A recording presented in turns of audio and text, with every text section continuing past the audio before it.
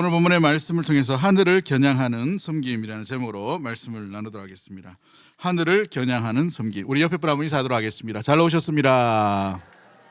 그런 애 받으십시오. 아이고, 또 헌신 예배 드린다고 또 한복도 곱게 입고 오시고, 우리 이어전도에 위해서 우리 격려의 박수 한번 하도록 하겠습니다. 감사합니다.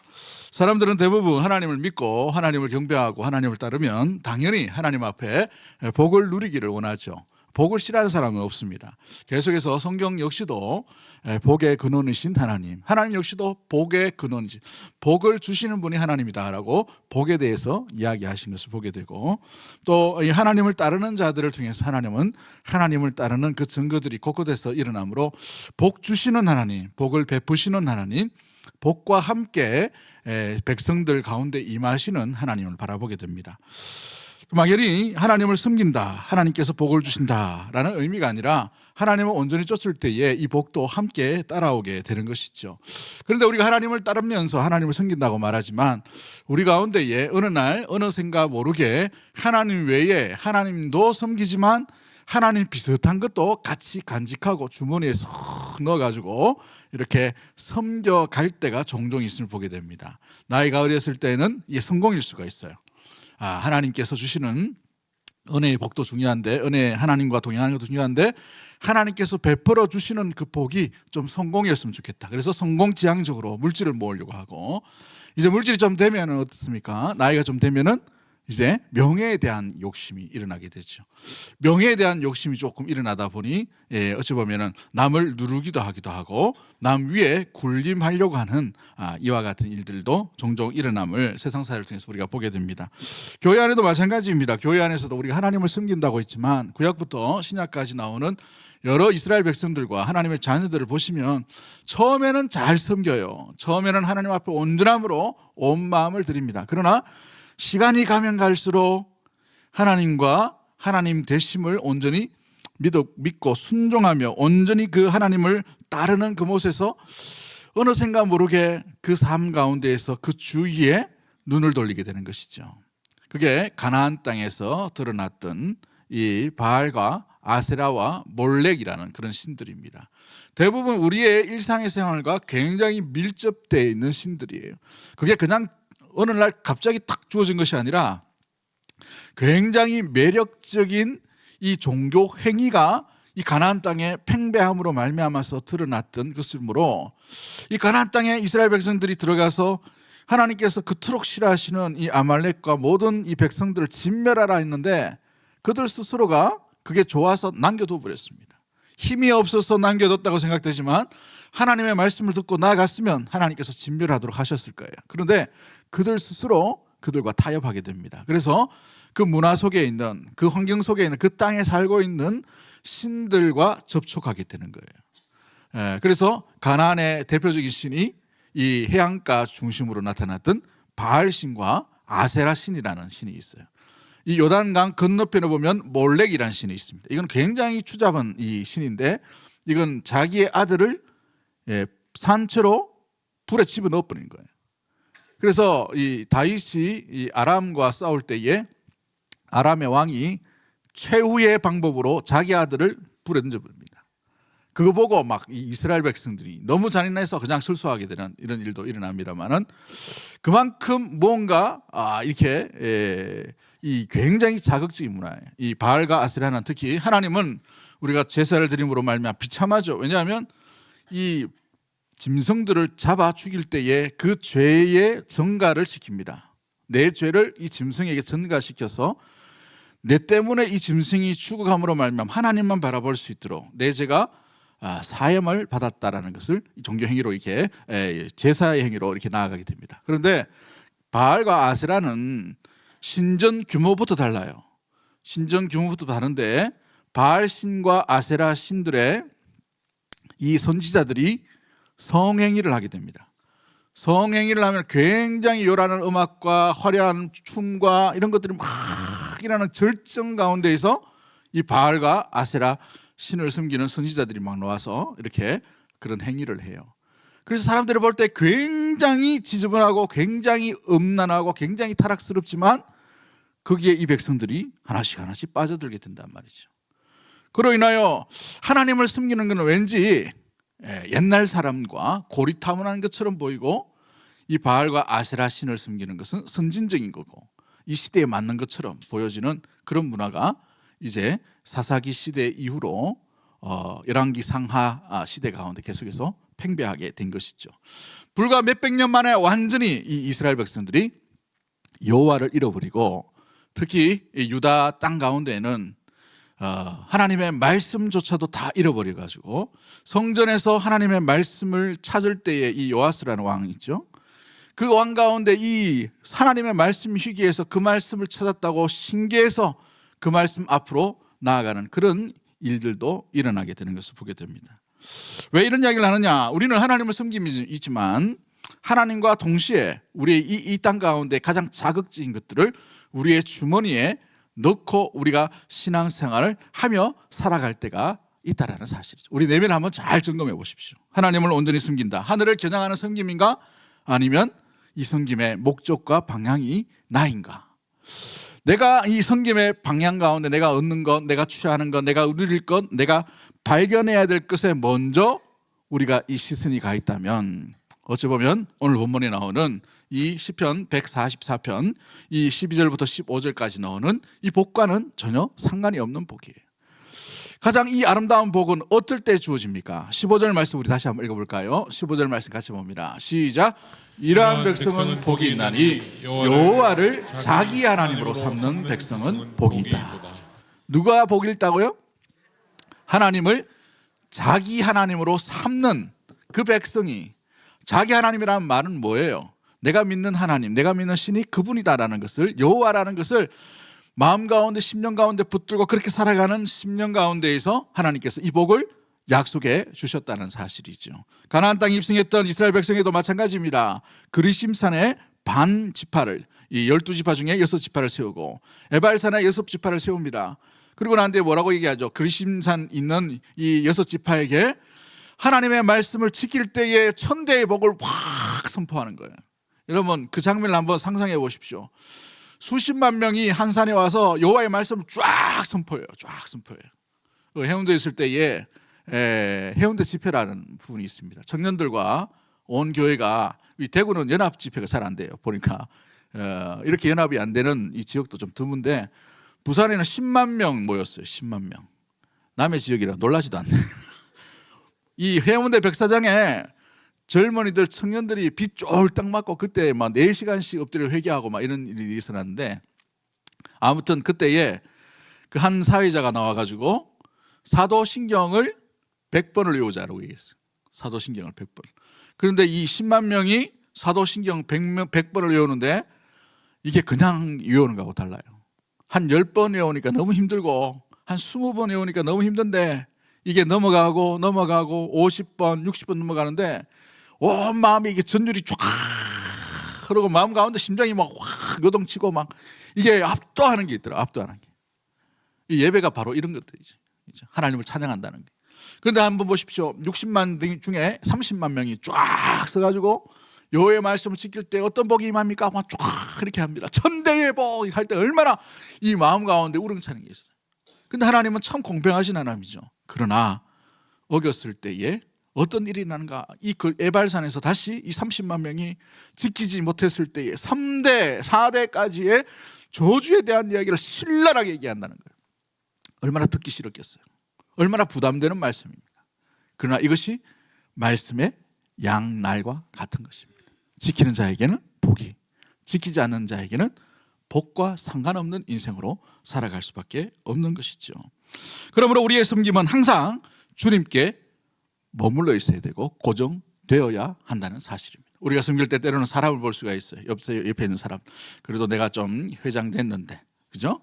또 내가 또 이렇게 이 일을 맡았는데, 그러다 보니까 남들보다 좀 잘해야 되겠고 이런 마음이 있을 수가 있어요. 물론 좋은 마음입니다. 그런데 이게 지나쳐서 사람을 의식하고 사람 중심으로, 그 사람이 나이거나 아니면 우리거나 아니면 우리 가족이거나 아니면 우리 대상이 사람으로 머물러 있으면 그것은 하늘 뚫지 못하고 우리끼리 드리는 예배, 우리끼리 섬기는 섬김으로 전락할 수밖에 없는 거죠.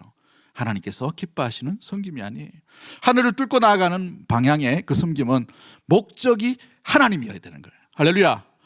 우리 이 이어전도회가 섬길 때에 이 사람 바라보지 말고 오직 마음 가운데 중심 가운데 우리 주님만 바라볼 수 있는 하늘을 향한 섬김이 저와 여러분 가운데 일어나게 되기를 주 이름으로 간절히 축복합니다. 하나님을 바라본다는 말은 뭐예요? 남 눈치 바라보지 않고 남 뭐라 하든지 말든지 간에 자기 역할을 묵묵히 하는 거예요. 묵묵히. 여러분 참 교회는 참 이렇게 이 번영신학 무슨 신학이 들어와 가지고 뭔가 화려하게 뭐 있음직하고 보여지게 이렇게 해서는 보이지만 원래 그 자리 묵묵히 하는 사람이 제일 좋은 거예요. 힘들고 어렵고 고난 가운데 이 사도행전 보십시오. 화려한 장면은 몇 가지 안 나타나요. 사도들이 쫙 나타나 가지고 뭐 지나갈 때마다 뭐 이 아픈 사람들이 벌떡벌떡 일어나고 이건 잠깐에 잠깐 아주 잠깐 흘러가는 거예요. 그런데 한번 보십시오. 이제 다음 주부터 살펴봐야 될 이 내용 가운데 이제 본격적으로 고난이 일어나요. 정말 지혜와 충만한데 성령이 충만한데 성품도 좋은데 어떻게 해요? 죽어버립니다. 스데반이잖아요. 스데반. 얼마나 이 안타까운 일이에요. 제일 좋은 사람, 제일 멋진 사람, 초대교회 수천 명 중에 내놓을 만한 그 사람이에요. 뽑혔어요. 제1번으로 죽어버렸습니다. 여러분 이 일들이 교회에 일어났다고 한번 생각해보세요. 얼마나 잔인하신 하나님, 얼마나 무서운 하나님이겠어요. 그런데 그게 그 죽음 가운데 영광스러운 죽음이었다고 이해하죠. 우리가 화려한 것을 바라보지 말고 주만 바라볼 때 우리의 초점이 바로 여기에 머물러 있게 될 줄 믿습니다.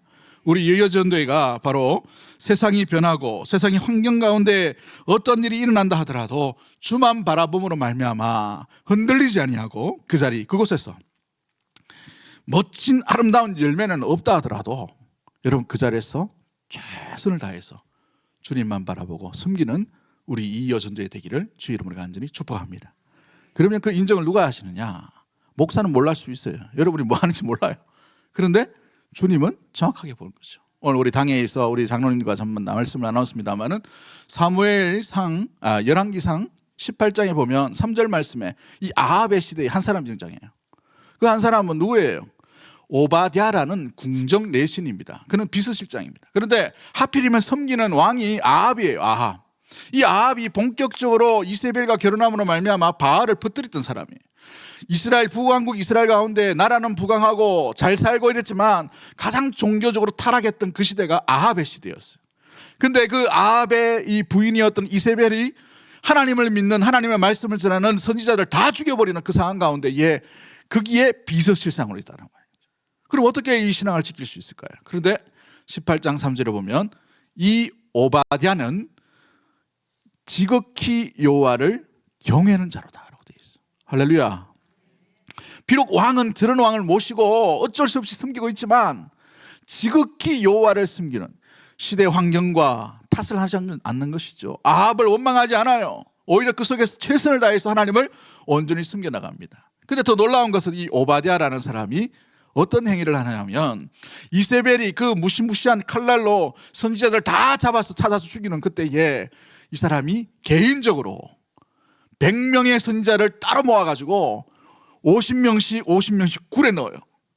그리고 자기 사비를 들어가지고 떡과 고기를 나눠줍니다. 마치 엘리야 선지자를 먹인 것처럼. 누가 한다고요? 비서실장이 지금 하고 있어요. 제일 먼저 왕의 명령을 전달받던 그 사람이 제일 먼저 그와 같은 일들을 하고 있다는 거. 모르게. 남이 알아주든지 모르든지 간에 이 오바댜라는 사람은 정말 지극히 여호와를 경외하는 자로 남겨지고 있다는 사실이죠. 그러기에 우리 이여전도의 우리 회원 여러분, 온전히 주만 바라보는 하늘을 향한 그 믿음과 섬김이 우리 귀한 회원들 가운데 일어나게 되기를 주의 이름으로 간절히 축복합니다. C.S. 루이스라는 사람이 이런 말을 합니다. 하늘을 겨냥하라. 그러면 땅은 덤으로 얻게 될 것이다. 땅을 겨냥하라. 그러면 아무것도 얻지 못할 것이다 라고 되어 있어요. 어디를 겨냥하라고요? 하늘을 겨냥. 하늘에 누가 계시기 때문에, 하나님이 계시기 때문에 하나님만 바라보는, 하나님만 이 겨냥하는 섬김이 되라는 말이죠. 기도할 때도, 전도할 때도, 봉사할 때도 예배 드릴 때도, 그죠? 설거지 할 때도, 교회 가운데 청소할 때도, 가정 가운데 주의 일을 맡아서 수고하는 그 귀한 삶을 살아갈 때도 누구에게 초점을 맞추라는 거예요? 하늘을 겨냥하라는 거예요. 그러면 땅에 있는 것도 얻게 될 것이라고 되어 있어요. 근데 이 주걱이 바뀌어졌어요. 땅에 있는 만 겨냥해요. 잘 사는 것, 부귀영화, 건강한 것, 내 명예, 내 것, 우리 것, 우리 가족, 우리 교회, 이렇게 편협하게 되어버리면 땅의 것을 구하다 보면 하늘의 것도 놓치고 모두 놓친다는 말이에요. 땅의 것도 잃어버릴 수밖에 없다는 것이죠. 오늘날 우리 시대의 우리 모습을 한번 보십시오. 이 세계 OECD 국가에 있는 사람들을, 청년들을 모아가지고 조사를 한 적이 있어요. 그래서 제일 가치 있는 게 뭐냐라고 이렇게 설문조사를 했는데 대부분의 나라들은 제일 가치 있는 것이 가족이라고 얘기했어요. 가족이 중요하다. 그리고 사회 친구들, 특히 함께한 이 친구들이 너무나도 소중하다. 이렇게 강조를 했단 말이에요. 대부분 1, 2위가 이렇단 말이죠. 근데 유일하게 한 나라만이 돈을 선택했어요. 그 나라가 어느 나라인지 아시겠어요? 우리나라입니다. 얼마나 이 비극이에요. 근데 두 번째가 뭐냐 하면 자기 성공이에요. 자기 성공. 얼마나 우리가 이 물질주의에, 이 만몬주의에, 이 바알주의에, 아세라주의에 우리가 심취하고 있는가. 하나님을 섬긴다 하지만 하나님을 온전히 섬기지 못하고 하나님도 섬겨가고 다른 것도 우리 주머니에 지금 챙기고 있다는 거예요.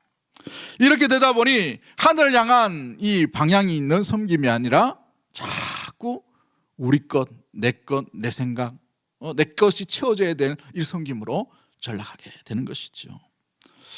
우리는 어떻게 살아야 됩니까? 하나님의 백성은 하나님이 목적이 되어야 될 줄 믿습니다. 그 방향이 하나님이 되어야 되는 것이죠. 오늘 시편 144편은 다윗이 통일 이스라엘을 이 왕이 되고 난 뒤에 통일 이스라엘이 되는데 가장 먼저 이 위협적인 대상 나라가 뭐였냐면 옆에 나라였던 이 암몬이었어요.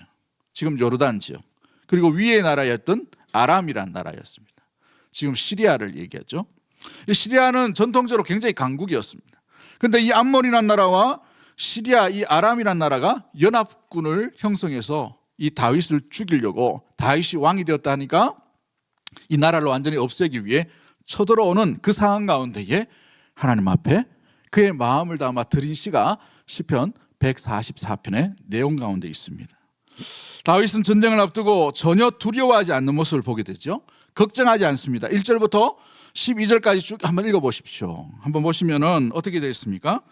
나의 반석이신 여호와를 찬송하리로다. 그가 내 손을 가르쳐 싸우게 하시며 손가락을 가리켜 전쟁하게 하시는도다. 여호와는 나의 뭐라고 되어 있어요? 사랑이시요 나의 요새이시고 나의 산성이시고 나를 건지는 이시니 나의 방패시고 내가 그에게 피하였고 그가 내 백성을 내게 복종하게 하셨나이다. 그래서 유명한 고백이 있죠. 3절 말씀에 사람이 무엇이기에 주께서 그를 알아주시며 인생이 무엇이기에 그를 생각하시나이까. 이토록 나를 지켜주시고 이토록 나를 보호해 주시고 이토록 나와 함께하여 주시고 이토록 나와 인도하여 주시고 붙들어 주시는 그분, 어떻게 이렇게 이런 일들이 일어날 수 있습니까? 라는 감탄사를 지금 고백하고 있어요. 이 전쟁의 위험 가운데 있어. 그러나 그 전쟁은 그의 고백처럼 큰 확신 가운데에 끝남을 알게 되죠. 15절 말씀 우리 다시 한번 읽어봅니다. 여호와를 자기 하나님으로 삼는 백성은 어떻게 되어 있다고 되어 있어요? 복이 있도다라고 되어 있죠. 그 복이 그 다윗에게 그대로 나타나게 되었다는 사실입니다. 하늘을 향한 그 믿음, 하나님을 바라보는 그 믿음 가운데 우리는 어떤 믿음으로 나아가야 될까요? 하늘을 겨냥하는 섬김이란 어떤 섬김의 모습들로 우리가 주어지게 될까요? 구체적인 것은 오늘 본문에 등장합니다. 우리의 모습과 섬김이 오직 하나님만 바라보는 그 신앙과 방향이 될 때에 그 하늘을 뚫고 그 섬김이 하나님의 하나님 되심을 여러분의 섬김 가운데에 나타내 보여주실 줄 믿습니다. 그 나타내 보여주시는 은혜가 바로 이 12절부터 15절까지 나타나고 있어요. 하늘을 향해 뚫는 그 섬김으로 말미암아 주시는 복은 무엇일까요? 첫 번째가 자녀의 축복을 주신다는 거예요. 자녀의 축복. 한번 따라하겠습니다. 자녀의 축복을 주십니다. 12절 말씀 한번 읽어볼까요? 시작. 우리 아들은 어리다가 장성한 나무들과 같으며 우리 딸들은 궁전의 양식대로 아름답게 다듬은 모퉁이 돌과 같다라고 되어 있어요. 장성한 아들, 또 궁전의 양식처럼 아름답게 지은 딸과 같다, 딸이다라고 이렇게 말하고 있어요. 뭘 얘기합니까? 자녀에 대한 그 모든 부분들을 하나님을 향한 그 섬김 가운데 나아갈 때에 하나님은 그 10년 가운데 여호와를 섬기는 자에게 자녀의 복을 주신다라고 말씀하고 있는 것이죠. 출애굽기 20장 2절부터 6절까지 말씀 가운데 하나님은 질투하시는 하나님이다라고 되어 있어요. 질투하시는 하나님이다.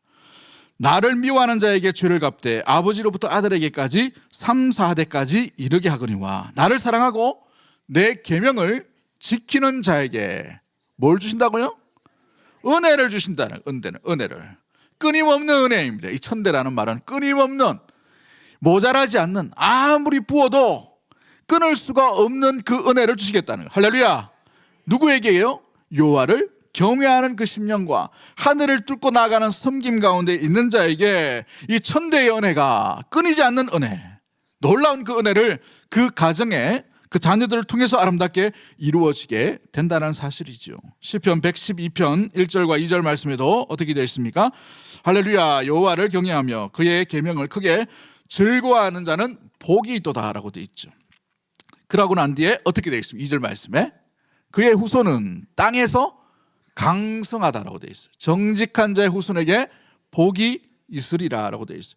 이 땅 가운데에서 오히려 번성케 되는 놀라운 일들이 누구에게서 이루어지는가? 여호와를 경외하는 자예요.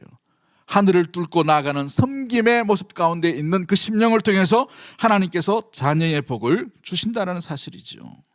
부모로서 가장 잘 해줄 수 있는 모습들, 신앙의 모습들, 가장 중요한 것은 무엇일까요? 우리 믿음의 부모로서 가장 먼저 해야 될 것은 하나님을 알게 해줘야 하는 것이죠. 믿게 하는 것입니다. 그것이 가장 큰 유산이에요. 가장 큰 유산. 여러분, 괜히 그 돈 많이 그 유산 이 자녀에게 남겨주지 마세요. 네? 유산 가니까 또 얼굴들이 또 자꾸 많이 유산이라 줄 게 있으면 좋겠다, 뭐 이런 표정도 있을 수도 있는데, 요즘은요 진짜 법정 다툼이 일어나가요. 희한하게. 예전에 안 그랬어요. 이게 감사했던 날. 근데 요즘은 조그마한 일, 저 형이 1억 더 가져갔다, 저 딸이 뭐 한 5천만 원 덜 가져갔다 그러면 난리가 나요. 난리가 나요. 우리 아들은 절대 그런 일이 없습니다. 그런 제도를 만들지 마세요.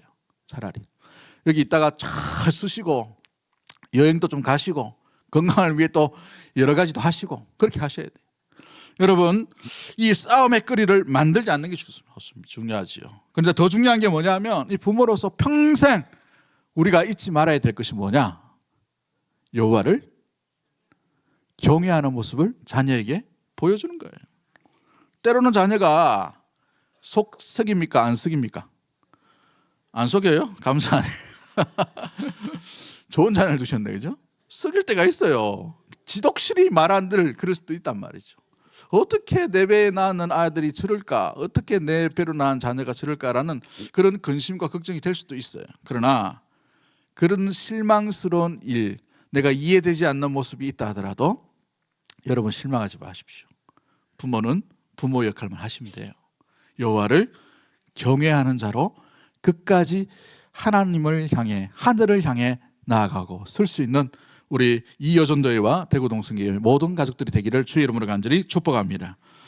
이스라엘의 탈무드라는 지혜서에는 이렇게 되어 있어요. 양식 있는 부모들은 자녀들에게 지식을 남기고 지혜로운 부모들은 자녀들에게 신앙을 남긴다라고 되어 있어요. 신앙을 남긴다. 여러분, 뭘 남겨주려고 하십니까? 신앙을 믿음을 남겨야 됩니다. 돈 2억 3억 못 줬다 해도 실망하지 마세요. 담대하세요. 아멘 없네. 할렐루야. 여러분이 물질 그거 줘도 그 자녀가 잘못 사용하면 다 날아가요. 다 날아가. 물질은 관리예요. 관리 잘못하면 훅 불면 날아갑니다. 건강도 훅 불면 날아가죠. 멀쩡하게 건강하고 헬스클럽 다 해가지고 열심히 살 빼고 하는 사람들이 화장실 가서 죽더라고 보니까. 살 뺐다가. 희한한 일도 일어나요. 여러분, 이 생명은 우리 게 아닙니다. 물질도 우리 게 아니에요. 이게 돌고 돌죠. 언제 없어질지 몰라요. 어찌 보면 주머니에 있지만 그 주머니에 조그마한 구멍이 나서 계속 흘러다니는 거예요. 누가 줄지도 몰라요. 그러나 중요한 것은 지혜로운 부모는 반드시 여호와를 경외하는 모습을 남겨주어야 한다는 사실이죠. 세계적인 이 잡지인 리더스 다이제스트라는 이 잡지책이 있죠. 어떻게 하면 자녀들을 슈퍼스타로 만들까, 키울 수 있을까, 딱 두 가지를 얘기합니다. 120명을 조사했는데 첫 번째가 뭐냐면 다른 부모들보다 자녀와 함께 월등하게 많은 시간을 보냈다는 거예요. 좋은 시간을 많이 보냈다는 것이죠. 두 번째가 뭐냐면 부모의 신앙이 대부분 다 좋았다는 거예요. 이와 같은 놀라운 일들이 이 잡지의 이 설문조사로 남겨지게 됩니다. 사랑하는 성도 여러분, 우리가 보여드릴 것은 하늘을 향해 서 있는 부모의 모습이에요. 나이가 들든지 나이가 많든지 간에 우리가 이 꼬꾸랑 할머니처럼 누워 있든지 아니면 이 병원에 가서 이제 요양병원에 가면 이제 더 이상 이제 일어날 수 없는 그런 상황이 있다 하더라도 우리의 모습은 그 자리에서 여호와를 바라보며 하늘을 향해 서 있는 그 경건한 모습이에요. 우리 2호전도에 좀 되면 이제 할머니들입니다. 손주를 키워야 돼. 너무 중요한 사명이 여러분들에게 있어요. 손주 키울 때 그냥 키우지 말고 정말 우리 아들들, 우리 자녀들은 내가 실수를 많이 했다 하더라도 손주들 키울 때는 정말 경건하게 믿음 가운데 서 있는 모습으로 보여줄 수 있는 우리 이여전도회 우리 모든 회원들 되기를 주의 이름으로 간절히 축복합니다. 할렐루야. 두 번째, 물질의 복을 주신다는 거예요. 물질의 복. 하나님의 복은 구약에 보시면은 물질의 복과 긴밀하게 연결되어 있는 것을 보게 돼요. 이 땅의 복도 함께 주신다는 것이죠. 하늘 향해 서 있으면 하늘 문을 열고 그 아름다운 섬김 가운데 있으면 땅의 것도 자동적으로 주신다는 거예요. 3절, 13절과 14절 말씀 보십시오. 우리의 곳간에는 백곡이 가득하며 우리의 양은 들에서 천천과 만만으로 번성하며 우리의 수소는 무겁게 실었으며 우리를 이렇게 되어 있죠. 여러분, 곳간에 백곡이 가득하다. 뭐라고 되어 있어요? 백곡이 가득하다. 예전에 우리 어른들을 보면은 쌀밥 한번 먹었으면 좋겠다. 그렇게 하셔가지고 요즘도 현미는 안 먹으신 분들이 종종 있는 걸 보게 됩니다. 너무 이 보리밥을 많이 먹어가지고 보리밥은 질린다. 뭐 이렇게 하신 분도 있는데 이게 뭘 의미합니까? 풍성함을 이야기합니다. 하나님을 온전히 섬길 때에 하나님은 하나님의 백성이 굶지 않도록 그 가운데에 온전하게 이 땅의 것으로 반드시 채워주는 역사들이 나타나게 될 줄 믿습니다. 이런 은혜의 복을 좀 누릴 수 있는 우리 이여전도회와 모든 우리 가족들이 되기를 주의 이름으로 간절히 축복합니다. 여러분, 종합해 보면 어떻습니까? 여러분의 창고에 가득한 삶, 풍족한 삶, 일한 것마다 채워주시는 놀라운 은혜가 온전하게 임한다는 것이죠. 신명기 11장 13절과 17절 말씀에 마음과 뜻을 다하고 여호와를 섬기면 너희 땅에 이른 비와 늦은 비를 적당히 내리신다라고 되어 있어요. 적당히 내리신다. 여러분, 딱 맞게 내리신다는 거예요. 딱 맞게. 굶지 않도록 정확하신 하나님을 우리가 만나게 되는 것이죠. 이 R.A. 토레이라는 목사님이 계신데 무디라는 목사님을 뒤에서 신학적인 모든 배경들을 만들어갔던 목사님이에요. 우리 한국에도 그의 손자가 대천덕 목사님이라고 성공의 신부로 이렇게 오신 분이 있는데 이 할아버지 토레이라는 목사님이 하나님 앞에 축복받는 사람이 되기 위해서 4가지를 얘기합니다. 첫 번째가 뭐냐면 우리가 하나님의 소유가 되어야 된다는 거예요. 이 물질이 내 것이라고 생각되면 안 된다는 말이죠. 이 물질이 내 것이 아니라 하나님 것이다. 내 몸도 하나님 것이다. 우리의 모든 소유가 누구 것이라고요? 하나님 것이라고 인정하는 자에게 하나님 것을 실제로 내려주시는 줄 믿습니다. 하늘의 보화를 여시는 거예요. 두 번째가 뭐냐면 우리는 하나님을 위해 살아야 된다는 것이죠. 누구를 위해 산다고요? 하나님을 위해 살아가는 것이 하나님의 성도, 하나님의 백성, 하나님의 몸된 교회인 줄 믿습니다. 우리의 삶의 목적이 하나님이 되는 거죠. 저는 목적이 없는데요. 저는 비전이 없는데요. 누가 여러분에게 비전을 품으라고 얘기하셨어요? 우리는 목적을 가지고 있어요. 누구를 위한 목적입니까? 주 예수 그리스도와 하나님의 나라를 위해 살아가는 목적이에요. 이 땅 가운데는 연습하는 거예요. 연습하는 거. 연습 실컷 했는데 잘못했다 그러지 않아요. 저 하나님의 나라 본향 가운데 우리는 온전히 살아가는 삶이 주어져 있기 때문에 그런 줄 믿습니다.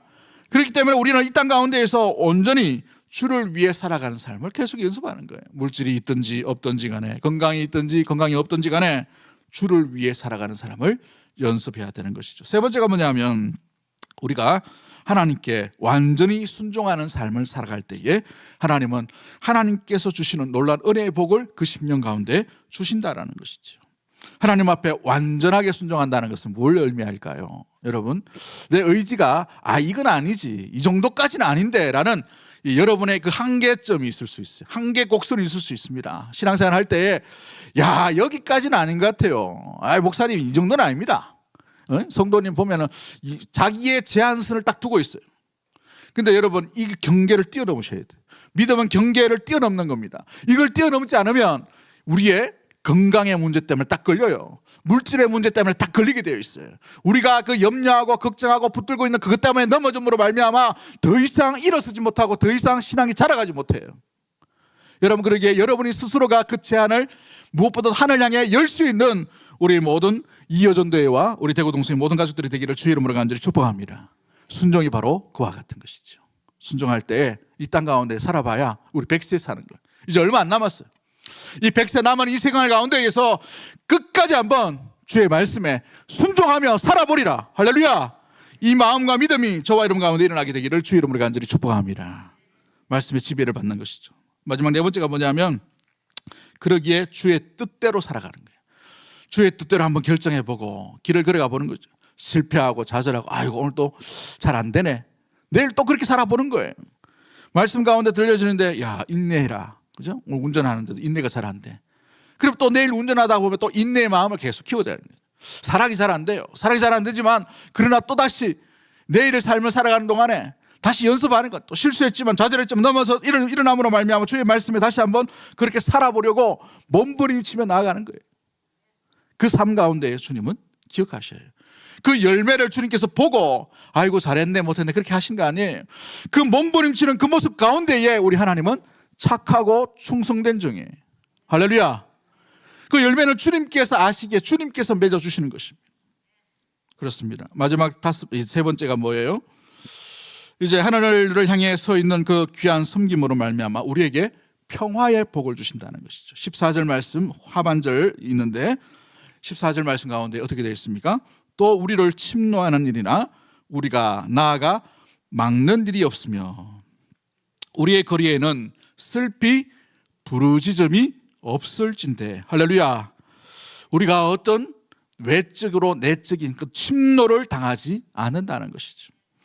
요즘은 우리가 외적인 어떤 공격들이 많이 없어요. 예수 안 믿는다고 막 머리 깎아버리거나 아니면 성경책 불태워버리거나 이런 사람이 별로 없습니다. 예전에 참 많으셨죠, 그죠? 저희 어머니도 이 성경책 막 찍히고 머리카락 막 하고 저쪽 이 사울교회에서 이렇게 신앙생활 하셨는데 이 밀양박씨 유명합니다. 사울 지역에 그쪽에. 하여튼 그래가지고 뭐 종갓집 했는데 뭐 머리카락 잘리고 막 이렇게 했어요. 근데 고무신 딱 들고 있다가 이렇게 위에 탁 넘어갔다 담 넘어가서 교회 가고 막 이렇게 했단 말이죠.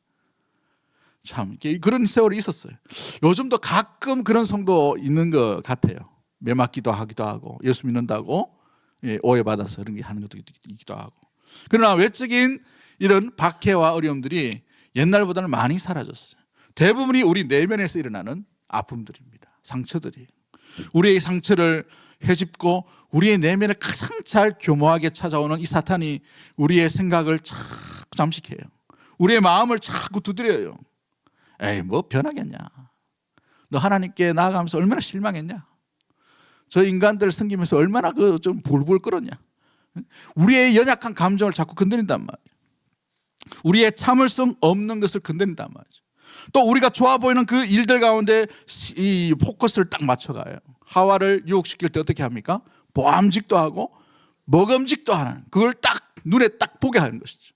얼마나 시각에 이게 얼마나 이 유혹이 많은지 딱 보고 나는데 탁 감아가지고 지만 먹으면 되는데 누구한테 줍니까? 자기 신랑한테 딱 줘요. 같이 타락하라고. 그러니까 이 가정이 완전히 파괴되고, 가정이 파괴되는 것이 바로 이와 같은 일들이 일어나게 되죠. 우리의 내면에 다가오는 이 주의 말씀 가운데, 은혜 가운데, 성령 가운데 지배하지 못하도록 만드는 여러 가지 우리의 내면의 우울함. 하나님이 살아계시는 것을 같지만 저 목사한테만 살아계시고, 저 간증하는 저 집사님한테만 하나님 살아계신 것 같고, 예수 간 믿은 저 사람에게 임하는 것 같고, 나와는 전혀 상관없는, 언제나 실패자인 하나님처럼 우리가 하나님을 붙들고 있지는 않은지, 그로 인하여서 더 이상 할 수가 없다라고 제안해 버리는 일은 일어나지 않는지 우리 자신을 한번 점검해 봐야 돼요. 하나님은 모든 것을 하실 수 있는 분인 줄 믿습니다. 그러기에 우리가 이 어려운 이 내면의 우울함들, 이 내면의 걱정들, 얼마나 걱정들이 많습니까? 이 걱정이 지나쳐 버리면 이 공황장애나 우울증이 이렇게 찾아오게 되죠. 건강한 사람이 공황장애 오는 사람들 보게 돼요. 아무것도 할 수 없어요. 확 얼어가지고 막. 제 공황장애 하는 겪으신 분 한번 봤는데, 어우, 제가 옆에 못 가겠더라고. 막. 얼마나 이게 사시다무 떨듯이 탁 굳어져 버리는지 깜짝 놀라요. 깜짝 놀라, 진짜. 가족 중에 그런 사람이 있다고 한번 생각해 보세요. 얼마나 마음이 아프겠습니까? 마음 문을 닫아버려요. 마음 문이. 우울증에 걸려 있다 보니, 너무 심각한 실패와 좌절이 있다 보니 마음의 문을 닫아버렸어요. 그 다음에 누가 와서 이야기를 해도 그게 다 상처예요. 누가 뭘 좋은 이야기를 해도 마음 문이 열리지 않음으로 말미암아 두드리지 못하는 거예요. 그러나 복음과 주님의 능력은 그 심령도 충분하게 열어 제껴주시고, 무엇보다 그 속에 찾아오시고 지배하시고 평화와 평강으로 함께해 주실 줄 믿습니다. 이 복음이 바로 평강이기 때문에 그런 것이죠. 여러분, 두려움 가운데 있었던 여호사밧 보십시오. 하나님을 향해 그가 두 팔을 벌리고 하나님을 기다릴 때에 수많은 연합군이 찾아올 때도 두려워하지 아니하고, 역대하 17장에 보면 이스라엘에 평강을 주셨다라고 되어 있어요. 평강을 주셨다. 역대하 17장 10절 말씀에도 모든 사방 가운데에, 그 유다의 사방 가운데에 여호사밧과 싸우지 못하도록 만들어 주셨다는 사실이에요. 할렐루야. 사랑하는 성도 여러분, 그렇습니다. 2차 세계대전이 끝나고 많은 유럽과 많은 나라들이 반성을 하게 되었어요. 최첨단 이성을 가졌던 실존주의 철학과 이 여러 가지 뒤에가 놓았지만, 가장 근대주의고 가장 이성적이 발달한 그때에 인류 역사상 가장 많은 사람을 죽이는 세계대전, 1차, 2차 대전이 일어나게 되었어요. 홀로코스트를 보시면 알겠지만 유대인을 600만 명이나 이게 죽였어요. 실험 도구로 막 삼았죠. 일본도 보십시오. 저 만주에서 우리 이 사람들하고 이 중국 사람들을 생체 실험하기도 하고 막 얼마나 잔인한 일들을 하였어요. 그와 같은 일들이 일어나고 난 뒤에 모든 나라들이 뭘 생각하냐면, 이구동성으로 가장 필요한 게 뭐냐? 평화래요. 평화. 전쟁이 좀 끝났으면 좋겠다. 근데 사람의 힘으로는 평화를 얻을 수가 없어요. 하늘문을 여셔야만 그 하늘에서 오는 평화, 그렇죠? 주께서 주시는